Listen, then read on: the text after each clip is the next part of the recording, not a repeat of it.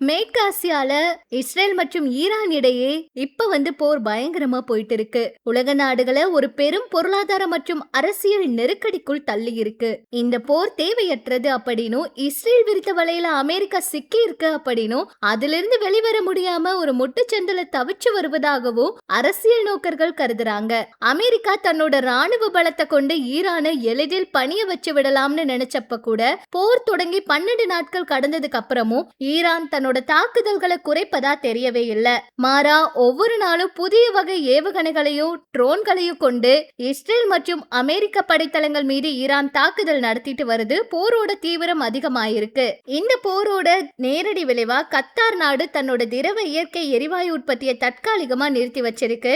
உலக சந்தையில பெரும் அதிர்வலையை இது ஏற்படுத்தி இருக்கு. குறிப்பா இந்தியாவை போன்ற எரிசக்தி இறக்குமதியை சார்ந்திருக்கும் நாடுகள்ல சமையல் எரிவாயு தட்டுப்பாடு தலை தூக்க ஆரம்பிச்சிருக்கு. இந்த மாதிரி பிரச்சனைகள் இப்ப தொடர்ந்து நீடிச்சு வருது. தற்போது இருக்க சூழல்ல ஈரான் ஒரு செஸ் விளையாட்டு போல மிக நிதானமா தந்திரமா காய்களை நகர்த்தி வருது. ஆயுத பலத்துல அமெரிக்காவை விட குறைவா இருந்தாலும் புவியியல் ரீதியான சாதகங்கள் மற்றும் ஹவுதி படைகள் போன்ற தன்னோட ஆதரவு அமைப்புகளை பயன்படுத்தி உலக வர்த்தகத்தை தடுத்து அமெரிக்காவை அடிப்படைய வைக்கும் முயற்சியில ஈடுபட்டு இருக்கு.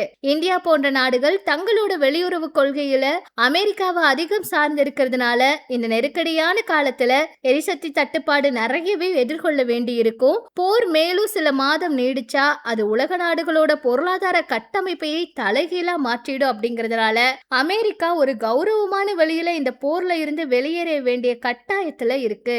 என்ன நடக்க போகுதுன்னு பொறுத்திருந்து பார்க்கலாம். இது பற்றிய உங்களோட கருத்துக்களை சொல்லுங்க.